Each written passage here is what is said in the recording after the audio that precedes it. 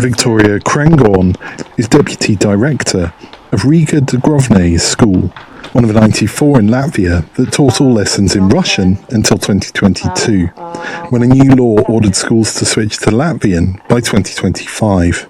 Krengorn says the order was effective immediately and caused shock as many children barely spoke Latvian.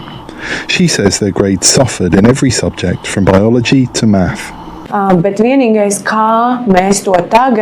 do we put it into practice when it is happening 30 years too late? How can we do it in a less painful way for the children?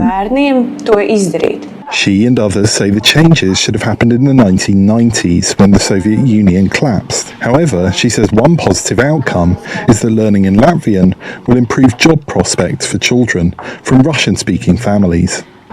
While phasing out of Russian is part of a wider push to de-Russify Latvia after Russia's full-scale invasion of Ukraine, there's concern about Kremlin propaganda. When Russia invaded eastern Ukraine in 2014, it said that one aim was to rescue oppressed Russian speakers. Vikos Politis is a political scientist and former Deputy Minister of Defense. The way Russia weaponizes Russian language through its Russian community here shouldn't be allowed. It's just unacceptable, and we understand if we don't prepare, we could be next.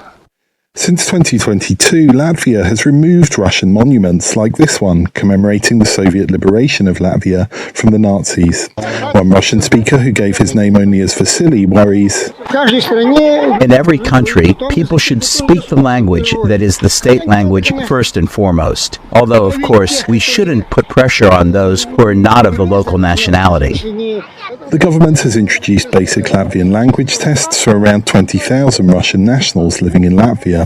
If they fail, they could be asked to leave the country.